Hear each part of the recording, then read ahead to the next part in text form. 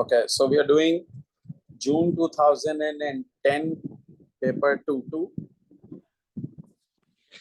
So I'm solving this paper in the reverse order. यानी इसमें 5 questions हैं इस paper में. So I'm doing question number 5, then I'll do question number 4, and we'll move onwards to question number 1. चलो. Question number 5. Alkenes such as propene can be readily prepared from alcohols in a school or a college laboratory by using the apparatus below. So you can see this setup. There is a mineral wool soaked in alcohol. You heat it. Mineral wool को जब तुम alcohol में soak करता है, and you pass it over a heated catalyst, and this is basically dehydration of alcohol, and this heated catalyst is usually Al2O3. ठीक है? So ये dehydration of alcohol का setup है, जिसमें तुम एक alcohol को जब heated Al2O3 से गुजारोगे, so it turns into alkene and steam. ठीक है जी, चलो अब देखते हैं.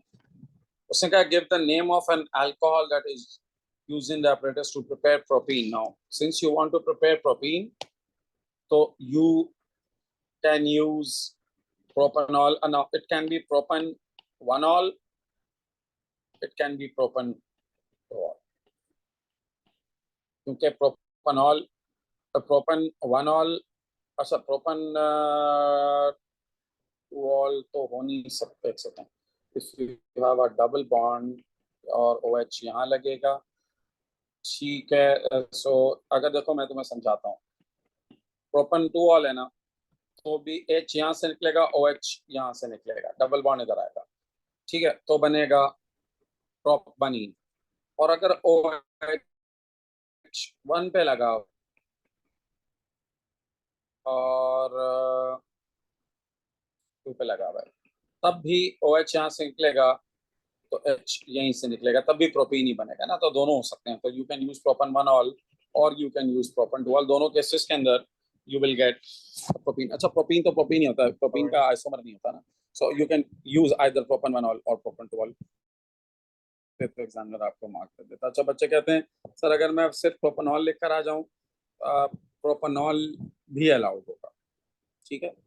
इसका स्केलेटल आप देखो, जब तुम स्केलेटल बनाओगे तो तुम्हें कोई एक बनाना पड़ेगा ना. अगर if you are making propan-1-ol तो फिर तुम 1 पे OH लगाओगे. If you are making propan-2-ol तो फिर तुम 2 पे लगाओगे. अब यहाँ पर तुम्हें स्पेसिफिक करना पड़ेगा. ठीक है. ये कौन से टाइप का रिएक्शन है? ये एलिमिनेशन रिएक्शन है, जिसको स्पेसिफिकली डिहाइड्रेशन कहते हैं. It's an elimination reaction. Okay, specific नाम है डिहाइड्रेशन. ठीक, चलो अब इसका जो नेक्स्ट पार्ट है इसको देखो. अच्छा, इसमें एक सेकंड पहले तो during the reaction material X becomes black in color, suggests the identify of the black substance and suggests how it is produced during the reaction form. अच्छा भाई, अब ये उसमें कहा हुआ है कि कोई X को चीज यहाँ पर बनती है and material X becomes black in color. उसने कहा हुआ है कि identify the black substance and suggest how it is produced. देखो, ये जो black substance होता है ना बेटा, ये कार्बन ही होता है. ये कार्बन का बड़ा टिपिकल कलर होता है ब्लैक. सूट जिसको तुम कहते हो ना, तो इसका बड़ा टिपिकल सा जवाब है this is carbon formed by decomposition. यानी उनमें से कुछ अल्कोहल डिकम्पोज होके कार्बन में कन्वर्ट होता है. और किसी चीज का ब्लैक कलर हो नहीं सकता ना. बाय द वे Al2O3 का कलर ब्लैक नहीं होता है. ठीक है. अच्छा, आगे बढ़ते हैं. नाउ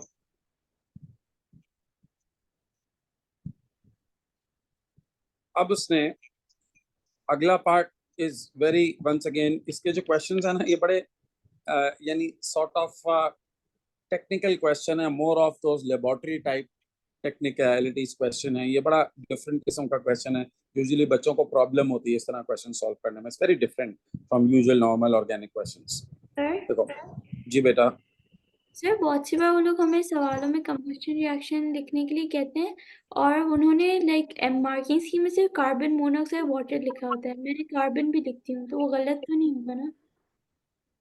इनकम्प्लीट कंबशन में जी जी। when they ask you to write a reaction of incomplete combustion, तो तुम कार्बन मोनोऑक्साइड और वाटर लिखो और फिर वैसे मेंशन कर दो कि carbon can also suit can also be form. But हम जब इनकम्प्लीट कंबशन है, जब वो तुमसे एडिशनली पूछें कि व्हाट एल्स इज फॉर्म, तो फिर कार्बन भी हो सकता है, वरना हम इनकम्प्लीट कंबशन में कार्बन मोनोऑक्साइड और वाटर लिखते हैं।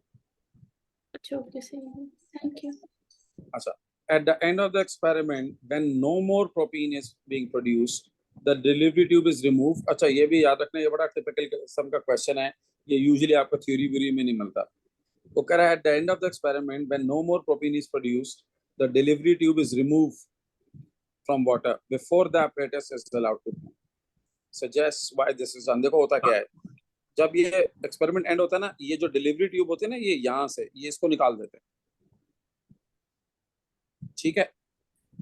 अच्छा, बिफोर इट इज कूल्ड। अब ये एक बड़ा एक टिपिकल साइंटिफिक प्रोसीजर है कि ये डिलीवर, बेटा आप में से कोई अनम्यूट हुआ है प्लीज म्यूट करें अपने आप को। अच्छा, ये क्यों करते हैं असल में, अगर आप उसको डिलीवरी ट्यूब के साथ if you allow it to cool ना, तो water is sucked back, so the water is not sucked back into the hot tube. अच्छा, आप कहेंगे सर अगर हो जाएगा तो क्या है, एक्सपेरिमेंट तो पूरा हो गया ना, टूट जाएगी ट्यूब। क्योंकि जब वो ठंडा होता है ना, तो एक तरीके से वहां पर ठंडा होने की वजह से वॉल्यूम कम होता है गैस का, तो वो सक बैक करता है, प्रेशर का ज़्यादा डिफरेंस क्रिएट होता है। तो ये एक प्रिकॉशन होता है कि जैसी रिएक्शन जब इसका पूरा हो जाता है ना, आप वो गर्म ट्यूब जो है वो उसको उसमें से वो ट्यूब निकाल देते हैं ताकि पानी वापस ना जा सके, पानी ना उसके अंदर एंटर हो सके हॉट ट्यूब में। वरना वो हॉट ट्यूब में पानी सक होगा और वो गर्म पानी में एकदम ठंडा, जब गर्म ट्यूब में जब ठंडा पानी आएगा तो द ग्लास, वो जो पूरा उसका apparatus था वो टूट सकता है, ठीक है। अच्छा चलो, part 3। The material X labelled X can be broken crockery, broken brick और pumice. Give the chemical formula of the compound that is present in one of this material. देखो ये जो सिलिका होता है ना, SiO2, ये सारे जो मटेरियल है ना, इनको बेसिकली ये क्रॉकरी हो गया, ब्रोकन ब्रेक हो गया, प्यूमाइस हो गया। आप देखें ये सारी जो चीजें हैं ये जॉइंट मॉलिक्यूलर स्ट्रक्चर्स हैं, ठीक है। सो जॉइंट मॉलिक्यूलर स्ट्रक्चर्स जो होते हैं ना, उसका टिपिकल इंग्रेडिएंट होता है ये, इनको बेसिकली सेरेमिक्स भी कहते हैं। सेरेमिक्स इसका टिपिकल होता है SiO2, ठीक है। ये सेरेमिक मटेरियल जो होते हैं, क्रॉकरी, ब्रेक, प्यूमाइस, इसके अंदर SiO2 मटेरियल होता है। उसके अलावा another reagent that could be used, तो Al2O3 and concentrated H2SO4 are also two dehydrating agents which we commonly use, okay।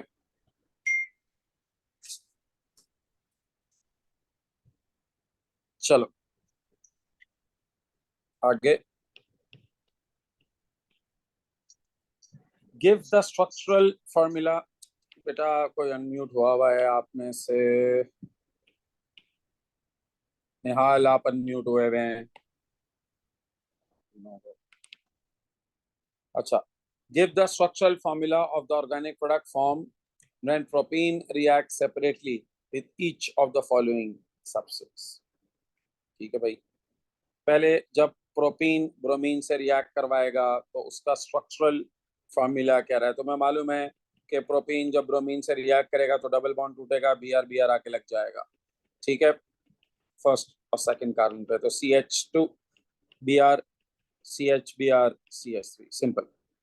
Cold dilute magnet, double bond टूटेगा, कोल्ड डाइल्यूट के अंदर माइल्ड ऑक्सीडेशन होती है, OH आके लग जाते हैं, तो CH2OH CHOH CH3। hot concentrated magnet, you know hot concentrated strong oxidation, इसमें जिस जगह डबल बॉन्ड होता है, अच्छा वो डबल बॉन्ड टूटेगा। देखो अब जो पहला कार्बन है उसके साथ 2 हाइड्रोजन लगे हुए हैं, तो जब 2 हाइड्रोजन लगे हुए होते हैं तो कार्बन डाइऑक्साइड ऑफ वाटर बनता है। तो कार्बन डाइऑक्साइड ऑफ वाटर में तो मैं हमेशा बताता हूँ not organic products. Organic product हमें बनाना है, कार्बन डाइऑक्साइड वाटर नहीं बनाना। अच्छा, जो दूसरा कार्बन है डबल बॉन्ड वाला, उसके साथ एक एच है, इसके साथ तो कार्बन डाइऑक्साइड वाटर बनेगा, इसके साथ एक एच और एक आर ग्रुप है। तो बाय नाउ आप सबको याद हो गया होगा, जब एक एक एच हो या एक आर ग्रुप हो तो कार्बोक्सिलिक एसिड बनता है।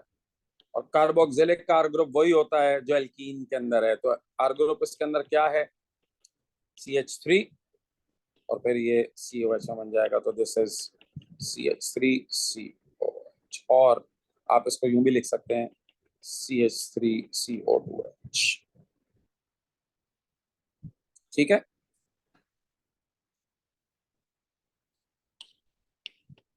चलो। अच्छा, प्रोपीन में be polymerise, what are the essential conditions. अच्छा देखो यार, इसके अंदर ना अब ये एक essential condition, basically essential condition के अंदर टेम्परेचर तो वेरी करता है। टेम्परेचर तो आप up down up down up down कर सकते हैं, लेकिन इसका जो प्रेशर है ना वो हाई होता है। तो एक तो हाई प्रेशर, ये तुम लोग समझो, याद कर लो। और इसके अंदर एक कैटलिस्ट होता है। तो देखो अब ये एक ग्रे एरिया है सिलेबस का कि क्या कैटलिस्ट हमें याद होना चाहिए नहीं होना चाहिए। मैं बच्चों से कहता हूँ एहतियातन याद करने। कैटलिस्ट होता है, उसके बाद जिगलर कैटलिस्ट। ठीक है, ये एडिशन पॉलीमराइजेशन का कैटलिस्ट होता है। ये सारे ही एल्कीन में जो एडिशन पॉलीमराइजेशन होती है ना, इसमें या जो है वो यूज होता है। बच्चे कहते हैं कि सर ये क्या हमारे सिलेबस में है? नहीं है। देखो सिलेबस में लिखा हुआ नहीं है इसका कंडीशंस या कैटलिस्ट, लेकिन ये कोई इतना मुश्किल नहीं है। आप ये थोड़ा पुराने ईयर का पेपर है, तो जाहिर है इसके अंदर ये सवाल आ गया था। रिसेंट पेपर्स में ये नहीं आता, नहीं आया, लेकिन बस एक एहतियातन आप ज़हन में रखें कि जिगलर कैटलिस्ट यूज होता है। लेकिन अगर जिगलर कैटलिस्ट चलो नहीं भी तुम याद करें, हाई प्रेशर याद रखना कि हाई प्रेशर तो आपको चाहिए होता है एडिशन पॉलीमराइजेशन में। टेम्परेचर के बारे में मैं आपको बताऊं, टेम्परेचर डिफरेंट डिफरेंट इस्तेमाल होते हैं। ये डिपेंड करता है आपको कितनी बड़ी पॉलीमर चेन चाहिए। ठीक है, तो चेन की लेंथ पर डिपेंड करता है कि आप उसके लिए टेम्परेचर कितना रखेंगे, लेकिन प्रेशर हाई सब में चाहिए होता है। चलो आगे बढ़ो। और एग्जैक्ट प्रेशर कितना चाहिए होता है ये आपको लिखने की जरूरत नहीं है, क्योंकि वो भी थोड़ा वेरी करता है। तो disposable of waste polypropene is difficult, आपको मालूम है। इसका एक रीजन क्या है, बिकॉज ये नॉन बायोडिग्रेडेबल है। ये एडिशन पॉलीमर्स नॉन बायोडिग्रेडेबल होते हैं। ठीक है जी, चलिए अगला क्वेश्चन आते हैं इस पे। क्वेश्चन नंबर 4, मैंने आपसे कहा मैं रिवर्स ऑर्डर में चल रहा हूँ। Question number 4, organic compound E has the following composition by mass. Empirical formula, इसको जल्दी से निकाल लो। अच्छा, मैं हमेशा कहता हूँ कभी कभार ना छोटी छोटी आसान चीजें इंसान एग्जाम में रिकॉल नहीं कर पाता, क्योंकि वो मुश्किल चीजें पढ़ के गया हुआ होता है, और ये आसान चीजें जो है ना वो एक्सपेक्ट ही नहीं करता कि एग्जाम में आएंगी, और वो इसी में फंस जाता है। ठीक है, तो इसके अंदर क्या होगा, तुम्हें पता है पहले हम निकालते थे मोल रेशो। तो जो भी एलिमेंट हो उसकी परसेंटेज को उसके AR से डिवाइड करते हैं। तो हाइड्रोजन के कार्बन की परसेंटेज 48.7 डिवाइड बाई 12, हाइड्रोजन की 8.1, उसका AR1, और ऑक्सीजन की 43 डिवाइडेड बाय 16। ठीक है, फिर सिंपलेस्ट मोल रेशो आता है। सिंपलेस्ट मोल रेशो में जो सबसे छोटा आंसर आता है सबको से डिवाइड करते हैं। अच्छा, पहले इनको डिवाइड कर लेते हैं। ये आ गया 2.7, ये आ गया 4.06, तो ये तो 8.0। अब जो सबसे छोटा है सबको से डिवाइड करते हैं। तो 4.06 को आप डिवाइड करेंगे 2.70, 0.0, अच्छा ये 07 है, 70 नहीं है, 0। जरा पॉइंट 43.2 को 16 से डिवाइड कीजिएगा। मुझे बताएं आंसर क्या है। 43.2 डिवाइड बाय 16, 2.7 है। 2.7 7 से 2.7 है। ठीक है, तो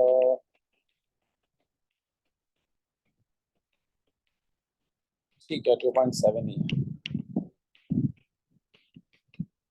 तो यहाँ पर इसको 07 ही है, 7 ही है।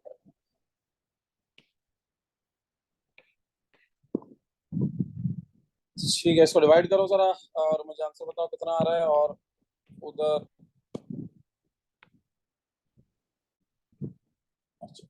हाइड्रोजन को भी मैंने हर जगह गलत लिख दिया है। एक सेकंड, इसको मुझे ठीक करना है जरा। ये 2.7, इधर भी 2.7।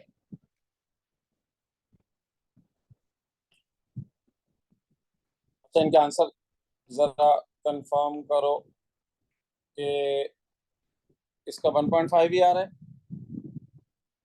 जी सर सही है। अच्छा, अब देखो हमारा रेशो आ रहा है 1.531। अब इसके अंदर एक बड़ी कॉमन गलती है जो लोग करते हैं, बहुत कॉमन गलती है। लोग 1.5 को राउंड ऑफ कर देते हैं। कुछ लोग इसको राउंड ऑफ टू 2 कर देते हैं और लिख देते हैं C2H3O, और कुछ लोग इसको राउंड ऑफ टू 1 कर देते हैं। मतलब मैंने दोनों तरह की राउंडिंग ऑफ देखी है। भाई आप इतने बड़े नंबर को राउंड ऑफ 0.5 की राउंडिंग ऑफ नहीं कर सकते। इसका तरीका ये होता है कि तीनों को ऐसे मिनिमम होल नंबर से मल्टीप्लाई करें कि ये पूरा जो वैल्यू है ये एक इंटेजर बन जाए। तो आपको 1.5 को किसी ऐसी चीज से मल्टीप्लाई करना है, जैसे ऐसे सबसे छोटे नंबर से मल्टीप्लाई करना है कि जाहिर है वो एक होल नंबर बन जाए। तो आप इसको मल्टीप्लाई करेंगे बाय 2 सॉरी, तो ये बन जाएगा 3। अब सबको 2 से मल्टीप्लाई करना है, ठीक है। तो ये हो जाएगा 3, ये हो जाएगा 6, ये हो जाएगा 2। तो इसका एम्पेरिकल फॉर्मूला क्या हुआ? C3H6O2, ठीक है। तो इसका empirical formula C3H6O2, okay.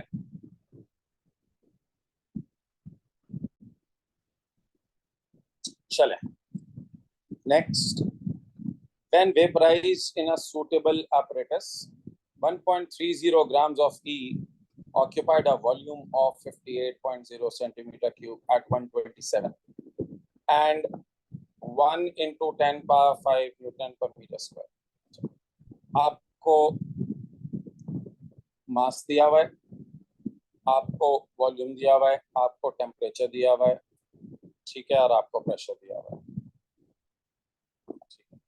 Use the expression PV is equal to MRT upon MR to calculate the MR of E। इतना अच्छा आदमी है, इसने आपको फॉर्मूला भी बता दिया, आपको सिंपल वैल्यू सब्स्टिट्यूट करनी और आंसर निकालना। देखो प्रेशर ये हो गया ना। अब जरा देखो, प्रेशर ऑलरेडी न्यूटन पर मीटर स्क्वायर में है, यानी प्रेशर पास्कल, न्यूटन पर मीटर स्क्वायर पास्कल के बराबर होता है, ठीक है। इन्होंने चला कि बस यहाँ पर न्यूटन पर मीटर स्क्वायर लिख दिया। सो प्रेशर के यूनिट चेंज करने की जरूरत नहीं, प्रेशर इज फाइन। वॉल्यूम दिया हुआ है तुम्हें सेंटीमीटर क्यूब में, उसको मीटर क्यूब में लाना पड़ेगा, ठीक है। तो वॉल्यूम को 58 को 10 की पावर -6, देखो 1 सेंटीमीटर जो होता है ना 10 की पावर -2 मीटर के बराबर होता है। तो 1 सेंटीमीटर क्यूब जो होगा 10 की पावर -6 होगा। प्लीज को याद कर लें, 1 सेंटीमीटर क्यूब जो होता है वो 10 की पावर -6 मीटर क्यूब, और 1 डेसीमीटर क्यूब जब होता है तो 10 की पावर -3, ठीक है, is equal to m। Question के अंदर गिवन है, मास ग्राम में पुट करते हैं क्योंकि हमारे ग्राम में आता है। r की वैल्यू आपको डाटा शीट में गिवन होगी 8.31। टेम्परेचर केल्विन में है, सेल्सियस में है, इसको केल्विन में लाना पड़ेगा 127 + 273, ठीक है। 1 केल्विन टू, ये इसका फॉर्मूला आप याद रखें, 1 केल्विन = C + 273, ठीक है। Kelvin = 1 kelvin, kelvin = C + 273। इसको आप जब सॉल्व कर लेंगे आपका MR आ जाएगा, MR इसका आ जाएगा 74.5। सिंपल है। अब MR है, एम्पेरिकल फॉर्मूला है अगले पार्ट में, hence calculate the molecular formula.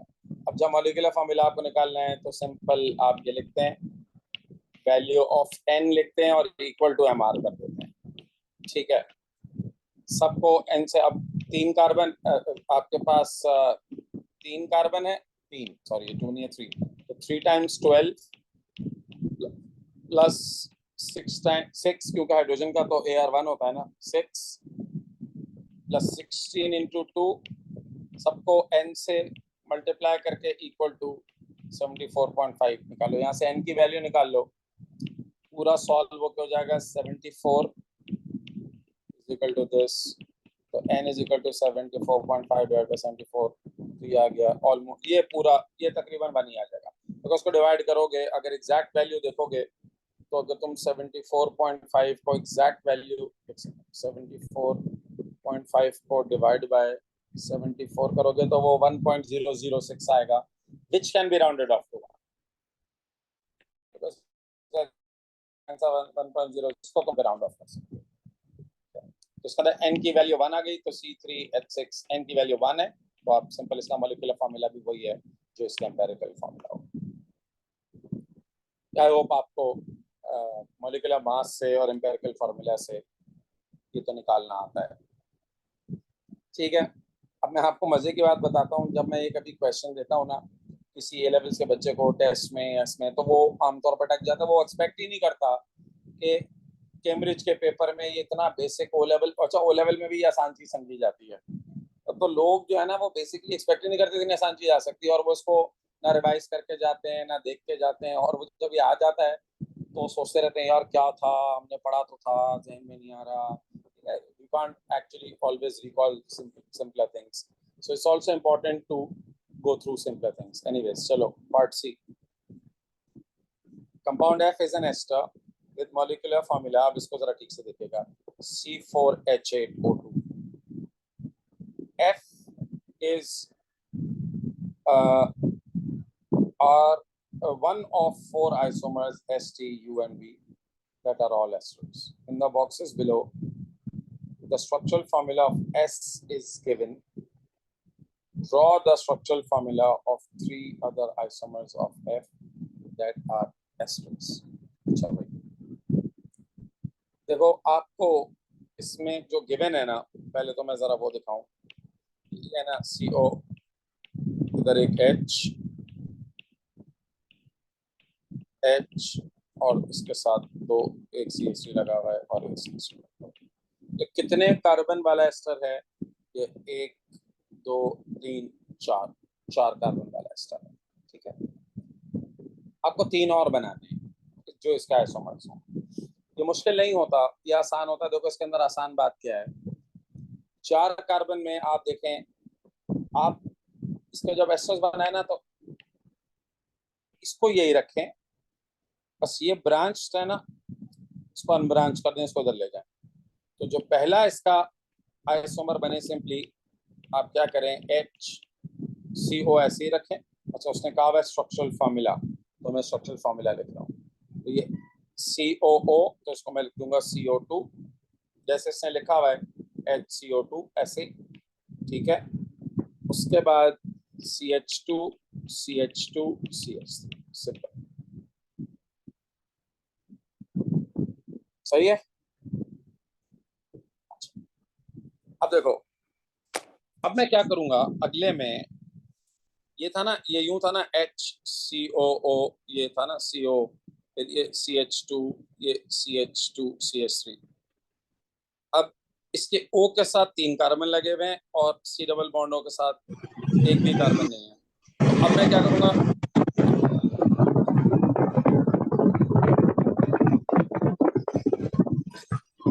भाई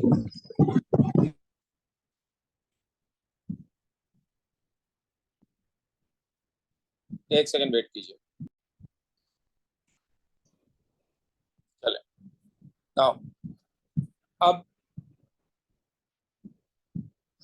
इधर से 3 कार्बन है, तुम क्या करो, इधर से एक कार्बन शॉर्ट करो और दूसरी जगह लगा दो, इसके साथ लगा दो। तो मैं अगला जो बनाऊंगा वो क्या बनूंगा, CH3 CO2,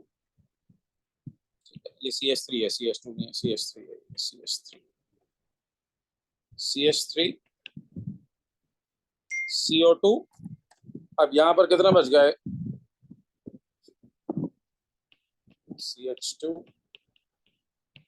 CH3, ठीक है। अब लास्ट वाले में क्या करो, तुम 3 कार्बन इधर कर दो। अब यहाँ पे अभी देखो ना इधर, अब एक और चेंज करो, यहाँ पर कर दो CH3 CH2, यानी 2 कार्बन कर दिए इधर, और CO2 और उधर 1 कार्बन छोड़। पोजीशन आपने R ग्रुप की, बस R ग्रुप चेंज करते जाना है।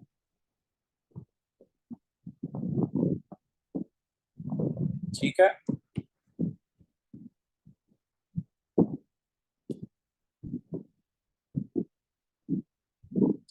आगे बढ़ते हैं। क्या कुछ भी नहीं है, बस R ग्रुप की आप पोजीशन चेंज करते रहें, ये हो जाएगा। चले आगे बढ़ते हैं। ये मैंने वो बना के दिखा दिया, खैर ये आपको समझ में आ गया होगा। Part D, then an ester is hydrolyzed and alcohol is produced. What reagent can be used to hydrolyze an ester to an alcohol? देखो बेटा, इसके अंदर जो कीवर्ड है, अच्छा एक सवाल आया है, क्वेश्चन बच्चे ने पूछा है कि aren't you and we the same? Okay, let me show you कि are they same or not. देखो बेटा, u और v के अंदर मैं आपको फर्क बताता हूँ क्या है। u is CH3 C double bond O O CH2 CH3, ठीक है। Now this part comes from the acid and this part comes from the alcohol. तो यहाँ पर जो अल्कोहल है वो 2 कार्बन वाला अल्कोहल है, which is ethanol, ठीक है, and the acid is 2 carbon which is ethanoic acid. तो this particular compound is ethyl ethanoate. The U is ethyl ethanoate. First name comes from alcohol, second name comes from the carboxylic acid. On the contrary बेटा, B जो है ना, इसके अंदर 3 carbon वाला carboxylic acid है और 1 कार्बन वाला अल्कोहल है। This is 1 carbon alcohol which is methanol, and this is 3 carbon का carboxylic acid which is propanoic acid, ठीक है, propanoic. So this one is methyl propanoate, so they are different, ठीक है। तुम्हें सेम इससे लग रहे हैं कि तुम्हें ऐसा लग रहा है सर मैंने इनकी जगह जो है ना वो स्वैप कर दी है में, बट बेटा जब आपकी जगह स्वैप करते हैं ना तो वो अल्कोहल और कार्बोक्सिलिक एसिड भी डिफरेंट हो जाते हैं, ठीक है। सो इस तरह इसको बना के देख लो, तुम्हें समझ में आ जाएगा कि दे आर सेम और they are different, so they are different, ठीक है। समझ में आ गया सबको ये? ठीक है बेटा, दोस्त जिसने मैसेज किया उसको समझ में आ गया? अब्दुल राफे आपको समझ में आ गया? चले नेक्स्ट।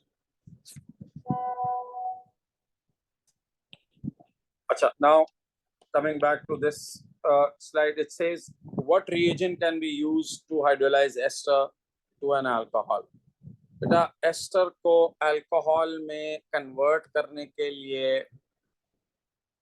आप इस्तेमाल करते हैं डाइल्यूट एसिड, ठीक है, डाइल्यूट एसिड। आपको अच्छा, आपको कोई एसिड लिखना पड़ेगा। देखो आप यहाँ पर ना बट रिएजेंट, अब any dilute acid, but you have to mention example dilute HCl aqueous, ठीक है, ये कीवर्ड है। अच्छा, कुछ बच्चे सिर्फ डाइल्यूट एसिड लिखकर आ जाते हैं and they lose their marks, तो you have to mention any dilute acid. कोई HCl लिख दो या डाइल्यूट H2SO4 लिख दो, but you have to mention a dilute acid.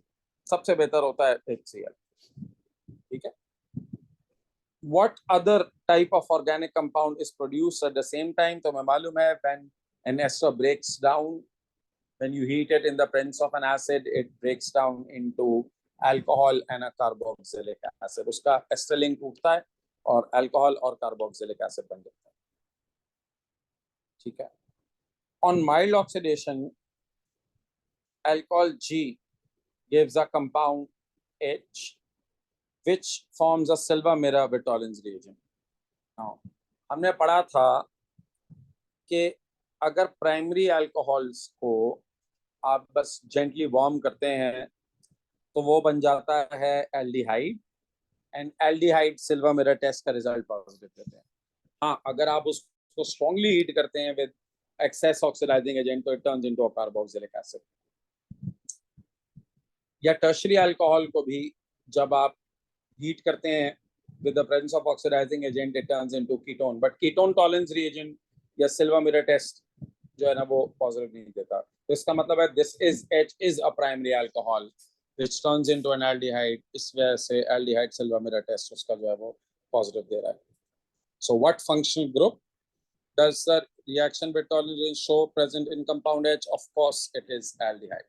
अच्छा अगेन aldehyde है, आप कार्बोनाइल अगर लिख रहे हैं ना, देखें फॉर एग्जांपल बच्चे कहते हैं लेकिन सर फंक्शनल ग्रुप तो कार्बोनाइल है, तो कार्बोनाइल अगर आप लिख रहे हैं ना आपको ब्रैकेट में एल्डिहाइड लिखना पड़ेगा। If you are not writing aldehyde you not getting this mark. Somebody will argue कि सर लेकिन कार्बोनाइल भी तो एल्डिहाइड है ना, कीटोन भी तो एल्डिहाइड है ना, तो एग्जामिनर को ये कैसे पता चलेगा कि तुम स्पेसिफिकली ये बता रहे हो कि ये एल्डिहाइड है या कीटोन है, क्योंकि कीटोन तो सिल्वा मेरा टेस्ट पॉजिटिव नहीं देता। So in this case it's necessary to write aldehyde. ठीक है, तो if you are writing carbonyl तो मैं फिर भी दैट इज एल्डिहाइड लिखना पड़ेगा या ब्रैकेट में एल्डिहाइड लिखना पड़ेगा। So aldehyde is a must, only carbonyl will not score. ठीक है, आगे बढ़े। Then what type of alcohol is G? It's a primary alcohol. ठीक है, और primary alcohol what could be the structural formula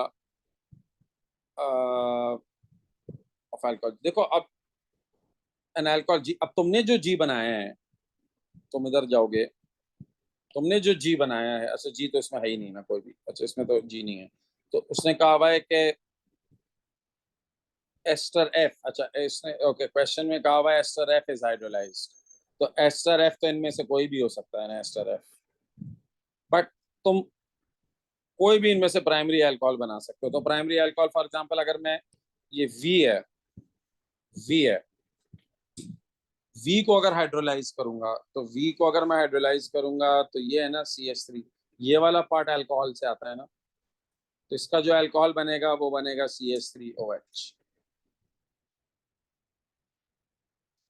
ठीक है, तो in this case what I can do is I can use any one of them, कोई भी इनमें से जो प्राइमरी अल्कोहल देगा वो मैं अपना आंसर लिख सकता हूँ। इधर मैं आंसर लिख देता हूँ आपका। ठीक है, तो यहाँ पर एक सेकंड यार, ये इसका मसला ये है कि ये पूरा आ जाता है। सो ये फ्रॉम V, बस एक काफी है, you don't need to write anything. So CH3OH ये कहाँ से आ गया? फ्रॉम V आ गया।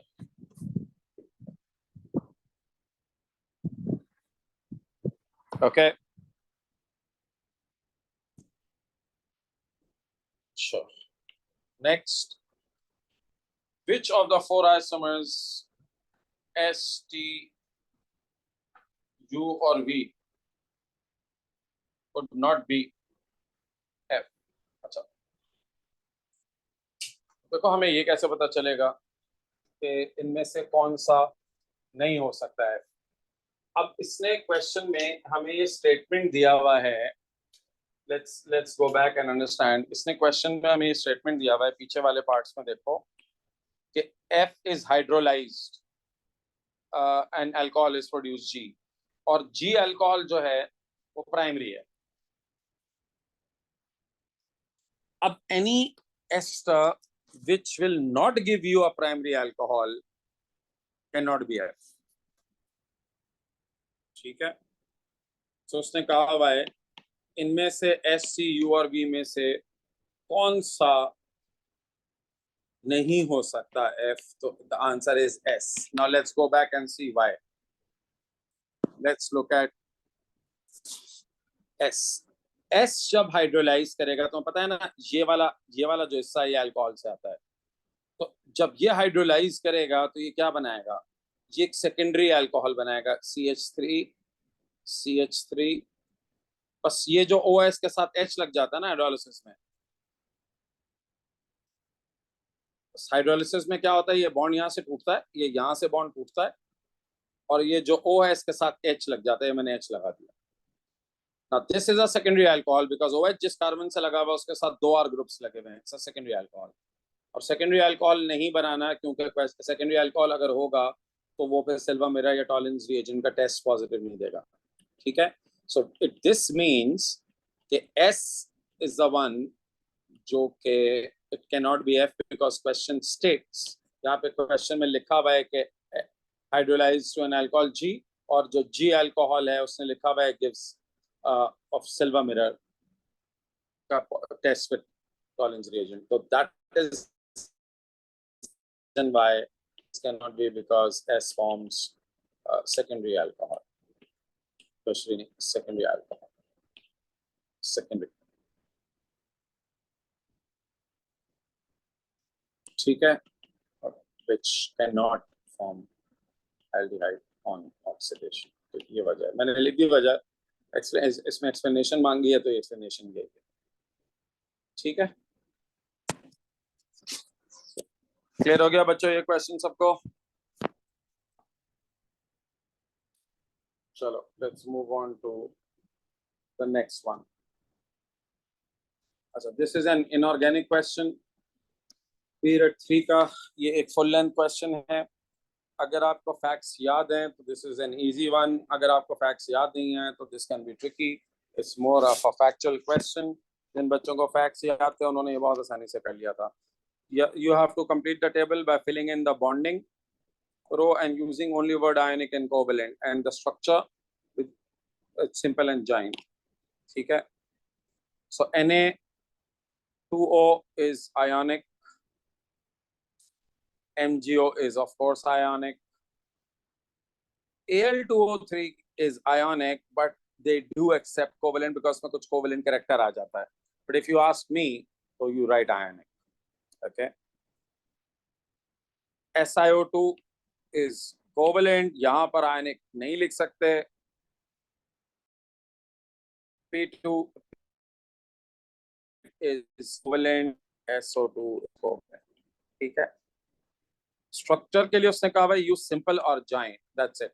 सो Na2O दे आर जॉइंट। देखो जितने भी आयनिक होते हैं ना दे आर जॉइंट आयनिक, आयनिक के साथ लिखते ही जॉइंट है, joint ionic, joint ionic, joint ionic, joint covalent. SiO2 is a joint covalent molecule। ठीक है, simple and simple, yeah, simple and simple। Of course simple ionic you don't need to write molecular because they said simple, लिखो बस simple and simple।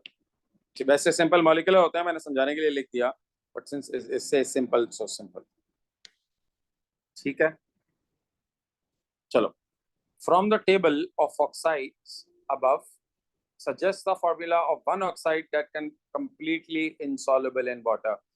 Completely insoluble in water Al2O3 हो सकता है या SiO2 हो सकता है, both are insoluble in water. Once again if you ask me which is the best answer, SiO2, but Al2O3 भी सॉल्युबल नहीं होता, तो यू कैन राइट आइदर, तुम्हें दोनों में से मार्क्स मिल जाएगा। ठीक है, part C, separate samples of Na2O and SO2 are added to water.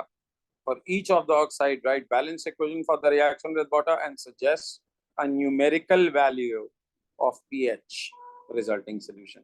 Guys, sodium oxide readily reacts with water to form sodium hydroxide।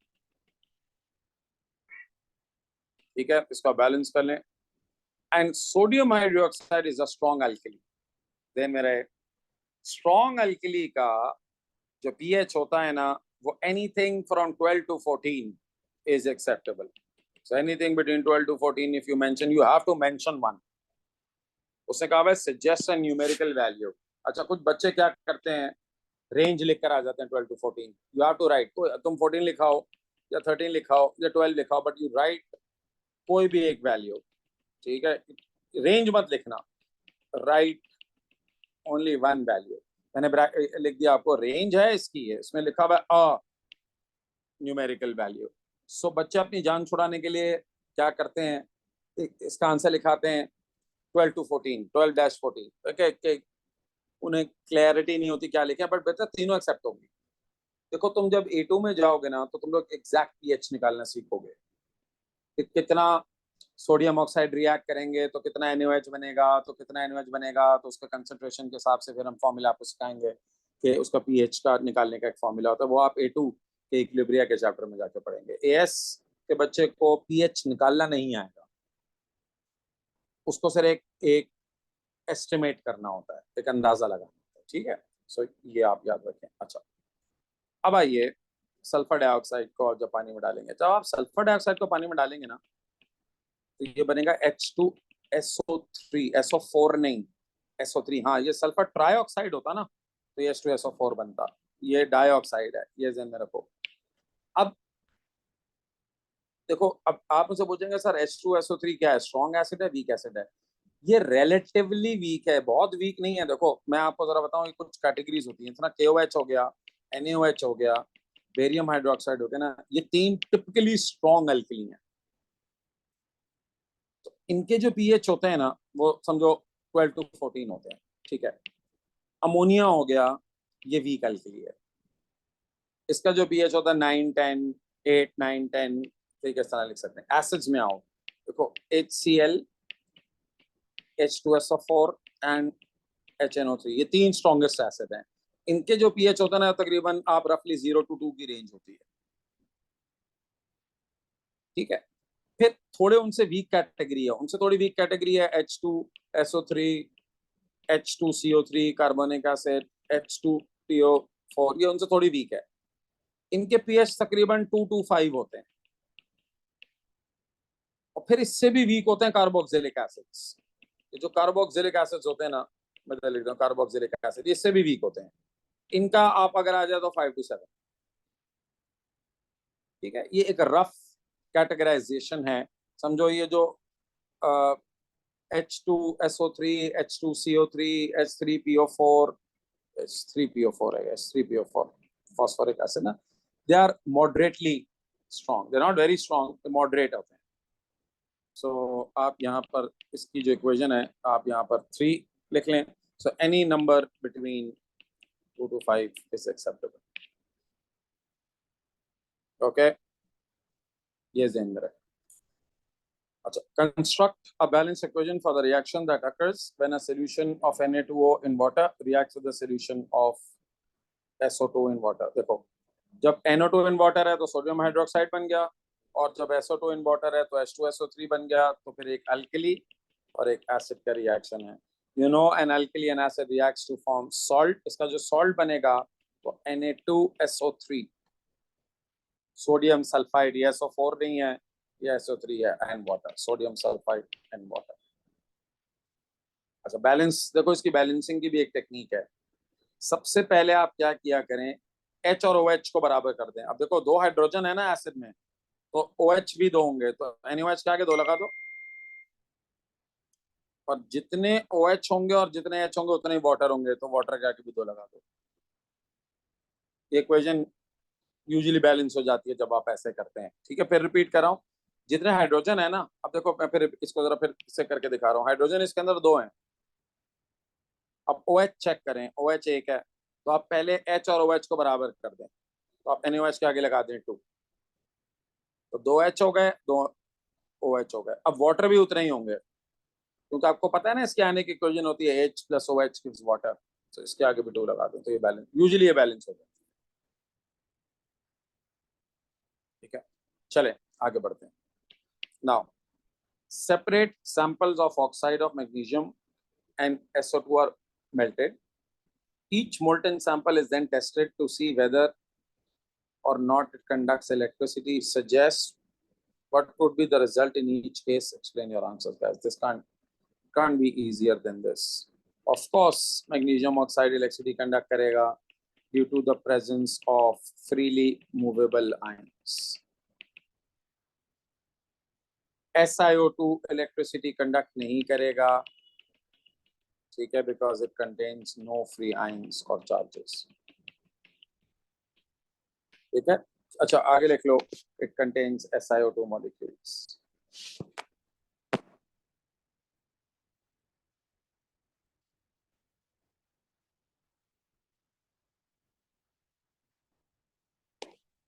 ठीक हो गया।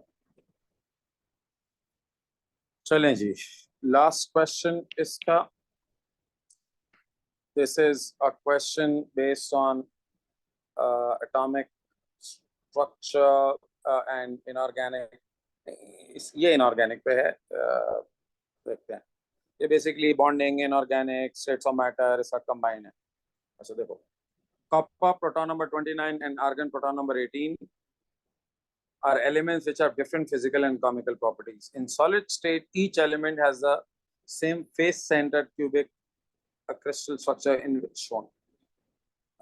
The particles present in each crystal may be atoms, molecules, anions, or cations. In the diagram above, the particle present are represented by a circle. आप देख सकते हैं. Each type of particle are present in copper and argon. In each case, give their formula. Copper के अंदर particles क्या होंगे? देखो, copper basically तुम्हें पता है एक मेटल है, और मेटल के जो इलेक्ट्रॉन्स होते हैं ना, वो अपने लैटिस से बाहर आ जाते हैं.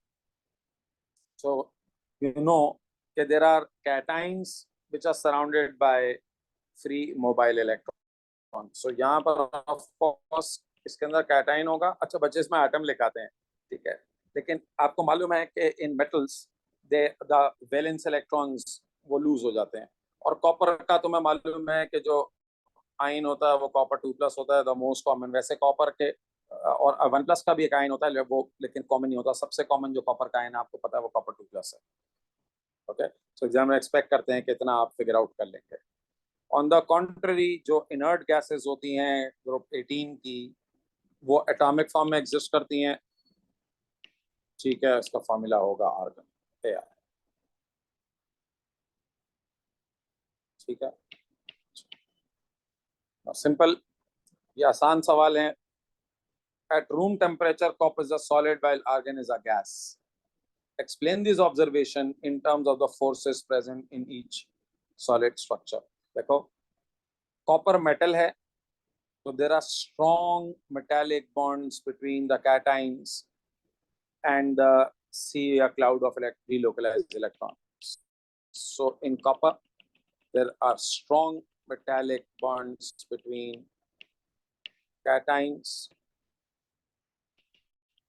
and the sea or cloud of the localized electrons. ठीक, argon में, in argon there are weak, अच्छा, van der Waal, अच्छा मैं इसको थोड़ा elaborate कर दूं. weak van der Waal, अच्छा पहले और थोड़ा कर रहा है. इन आर्गन, इसको जरा थोड़ा सा एलैबोरेट करेंगे, 4 मार्क का है ना. इन आर्गन, ठीक है, the atoms are non polar. जाहिर है एटम्स तो पोलर नहीं होंगे ना, polar. So there are weak induced dipole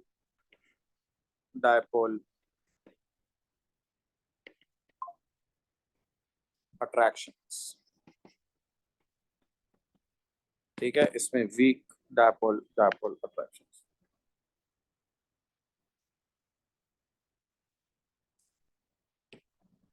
ठीक हो गया. आई होप यू नो कि आर्गन जो है, ज़ाहिर है जो भी चीज एटॉमिक फॉर्म में होगी वो नॉन पोलर ही होगी ना. ओके, चलो अब देखो आगे. नेक्स्ट,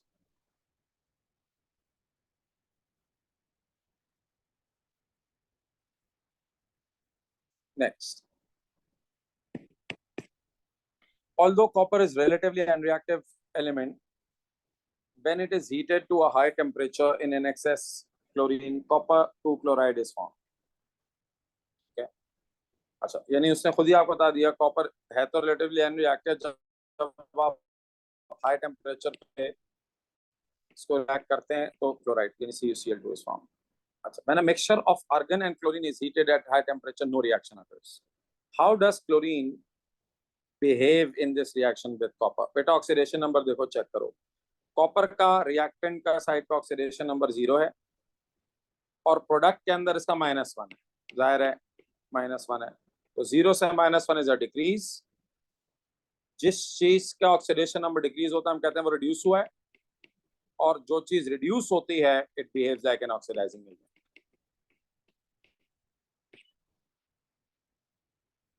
ठीक है, तो इसमें तुमने ऑक्सीडेशन नंबर चेक किया क्लोरीन का, वो रिड्यूस हो रहा है, जिस चीज में रिडक्शन होती है it behaves like an oxidising agent. अच्छा, suggest a reason for the lack of reaction between argon and chlorine. Now this has to be answered technically. देखो मसला ये है कि क्लोरीन, अच्छा रिडक्शन क्या होती है, रिडक्शन इज जो है वो गेन, यानी ऑलरेडी है ना, रिडक्शन इज गेन। अच्छा, क्लोरीन क्या करता है, यहाँ पर ऑक्सीडाइजिंग एजेंट की तरह बिहेव कर रहा है। ठीक है, अब हाई आर्गन जो है उसके लिए जो फर्स्ट आयनाइजेशन एनर्जी है, देखो इसको मैं जरा समझाता हूँ तुम्हें। एक्चुअली क्लोरीन क्लोराइड में कैसे कन्वर्ट होता है, क्लोरीन इलेक्ट्रॉन लूज करता है और क्लोराइड में कन्वर्ट होता है ना, दो यानी दो इलेक्ट्रॉन लूज करता है और क्लोराइड में कन्वर्ट होता है। ठीक है, क्लोराइड आयन में कन्वर्ट हो जाता है। अब आर्गन के लिए ये करना बहुत मुश्किल है क्योंकि उसकी आयनाइजेशन एनर्जी बहुत हाई होती है।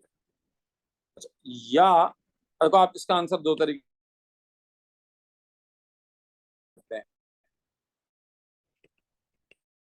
हैं, फर्स्ट आयनाइजेशन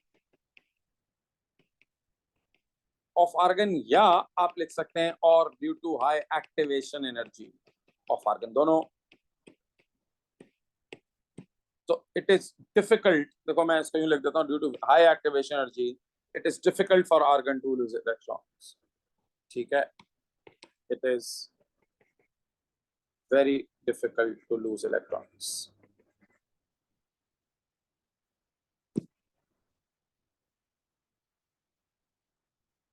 अच्छा नहीं, एक सेकेंड, नहीं इसके अंदर आप हाई आयनाइजेशन एनर्जी नहीं लिख रहे, नहीं लिख सकते आपको आयनाइजेशन नहीं बेटा, इसको आप लोगों को एक्टिवेशन नहीं लिखना पड़ेगा क्योंकि यहाँ पर ये गेन कर रहा है, सॉरी लूज नहीं कर रहा। Cl2 तो इलेक्ट्रॉन गेन करके Cl- में कन्वर्ट हो रहा है ना, तो ये लूज तो कर ही नहीं रहा है, ये गेन कर रहा है, तो आर्गन भी गेन ही करेगा। तो आप यहाँ पे एक्टिवेशन नहीं लिख सकते, एक्टिवेशन आयनाइजेशन नहीं लिख सकते। मैं इसका आंसर लिखता हूँ, सो ड्यू टू हाई, इसमें आपको एक्टिवेशन ही लिखना पड़ेगा, due to high activation energy. अच्छा इसकी वजह बता देता हूँ, activation energy because of complete octet, complete octet, क्योंकि इसका ऑक्टेट कंप्लीट होता है तो जाहिर है उसको इलेक्ट्रॉन गेन करना बहुत मुश्किल है उसके लिए ना, क्योंकि उसका आउटर शेल पहले से कंप्लीट है। Argon is unreactive. ठीक है, ये वजह है, आयनाइजेशन नहीं लिख सकते यहाँ पे क्योंकि आयनाइजेशन एनर्जी तो इलेक्ट्रॉन लूज करने के लिए चाहिए होती है और यहाँ पर इलेक्ट्रॉन गेन कर रहे हैं, लूज नहीं कर रहे। The melting point of noble gases neon to xenon are given. Explain why there is an increase in the melting point. बेटा साइज इंक्रीज होने की वजह से, देखो ये तो तुम लोगों को साइज और नंबर ऑफ इलेक्ट्रॉन लाजमी लिखना है, ये मैं तुम्हें बता के रख गया हूँ, due to increase in size from neon. ठीक है, size of the number of electrons increases resulting in stronger induced dipole attraction. You need to mention about the increasing number of electrons. अगर आपने increasing number of electrons mention नहीं किया तो ये नहीं मिलेगा आपको मान। ठीक है, चलो अब आ जाओ इस पे।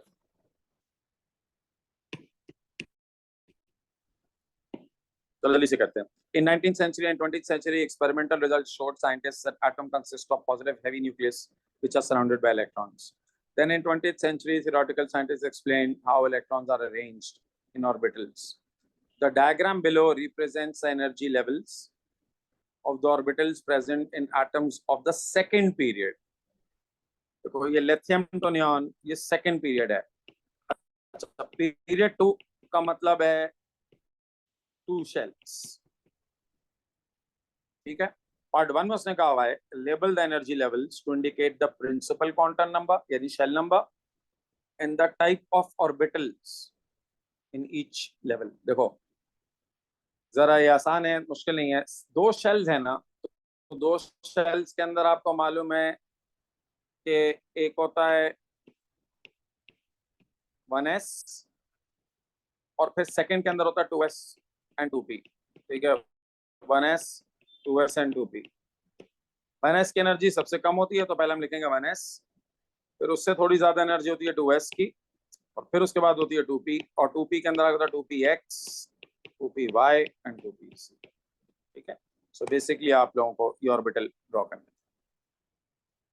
उसके बाद on the axis below draw the sketch of one bold से लिखा हुआ है diagram of one of each different type shape. देखो भाई ऑफ ऑर्बिटल डिफरेंट टाइप, अगर आप गौर से देखें तो इसके अंदर एक एस ऑर्बिटल है।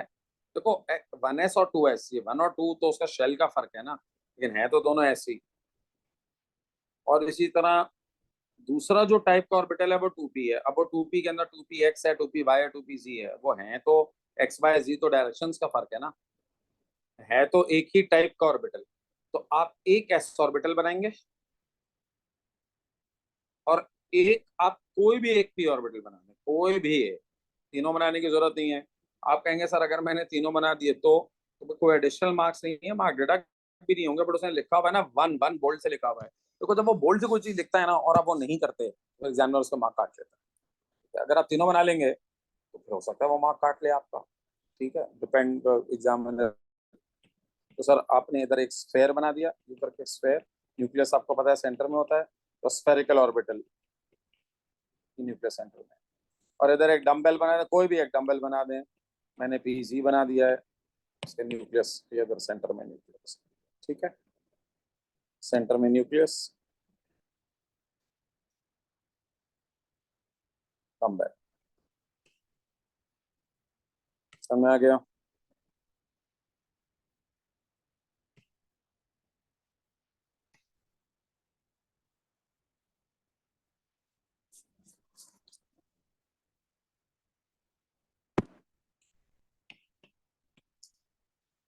अच्छा, complete the electronic configuration of nitrogen atom oxygen draw arrows. देखो यार ये तो जल्दी से कर लेते हैं। नाइट्रोजन के 7 इलेक्ट्रॉन्स होते हैं, तो 7 का मतलब है 1s2 2s2 2p3, तो 1s2 उसने 2 इलेक्ट्रॉन तो बना के दिखाए हुए हैं। अब और हम बनाते हैं। ऑक्सीजन के होते हैं 8, तो 1s2 2s2 2p4। Let's not waste time in this. 1s2 2s2 2p3 पहले एक एक बनाते हैं, और ऑक्सीजन का 1s2 2s2 एंड 2p4 के अंदर पहले आप एक एक भरते हैं और फिर पेयरिंग करते हैं ना, 1 2 3 एंड देन यू पेयर। ठीक है, सिंपल बेसिक। अच्छा, एक्स ये आसान है। Use data booklet to state the value of the first ionisation energy of nitrogen and of oxygen. ये तो आप डाटा बुकलेट पे जाएंगे, वहां से वैल्यू रीड करेंगे और यहाँ आके लिखते हैं। ठीक है, तो आपको मैंने अब आप ये पुराना पेपर है तो ज़ाहिर उस वक्त डाटा बुक थी, आपको क्वेश्चन के साथ ही गिवन होगी, अगर रिक्वायर्ड होगी तो आप बस उसको रीड करके लिख देंगे। मैंने यहाँ पे डाटा बुकलेट से वैल्यू रीड करके लिख दी है। ज़ाहिर है पुरानी डाटा बुकलेट के हिसाब से लिखी हुई है, हो सकता है नई डाटा बुक में थोड़ा सा फर्क हो, क्योंकि जब नया ज़ाहिर डाटा आता है तो थोड़ा थोड़ा चेंज आ सकता है। ठीक है, उसमें लिखा हुआ explain with reference to your answer in A part 3 the relative values of these two ionization. जी देखो यार ये वो ट्रेंड है कि आप देखें कि ऑक्सीजन की थोड़ी कम है नाइट्रोजन से, हालांकि नाइट्रो ऑक्सीजन इससे आगे है ना। हमने पढ़ा था कि across the period first ionisation energy बढ़ती है, लेकिन 2 जगह हमने पढ़ा था कम होती है, ग्रुप 2 से ग्रुप 13 पे, और एक ग्रुप 15 से ग्रुप 16 पे कम होती है। वजह सिंपल है, जब आप ऑक्सीजन में से इलेक्ट्रॉन रिमूव करेंगे वो पेड इलेक्ट्रॉन निकलेगा। पेड इलेक्ट्रॉन रिपल्जन एक्सपीरियंस कर रहा होता है, तो उसको कम एनर्जी चाहिए होती है बाहर आने के लिए। लेकिन नाइट्रोजन का जो इलेक्ट्रॉन रिमूव होगा वो अनपेड होगा, वो तीनों में से कोई भी एक हो सकता है 2p का, कोई भी एक आपसे पूछेंगे सर पहले कौन सा निकलेगा, मैं आपको शुरू से बताता आ रहा हूँ कि ये कोई स्पेसिफिक नहीं है, कोई भी 2p का निकल सकता है, लेकिन हाँ ऑक्सीजन में, ऑक्सीजन के अंदर यादों को पेड़ ही निकलेगा। क्यों? क्योंकि उसको सबसे कम एनर्जी चाहिए होती है। क्यों एनर्जी कम चाहिए होती है? क्योंकि वो रिपल्जन एक्सपीरियंस कर रहा होता है। तो ये तो आपको अब तक याद हो जाना चाहिए। ठीक है, तो इसका आंसर क्या होगा? इसका आंसर होगा in nitrogen and unpaired unpaired 2p unpaired 2p electron is removed, but in oxygen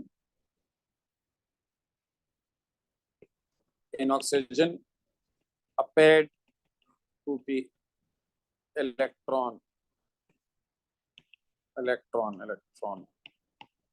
ठीक है is removed, less energy required to remove paired 2p electron due to spin pair repulsion। ठीक है, की line है इसमें spin pair repulsion. ठीक है बच्चों, तो ये आपका पेपर कंप्लीट हो गया। दिस वाज जून 2010। ठीक है, अच्छा अब दिस पेपर इज डन।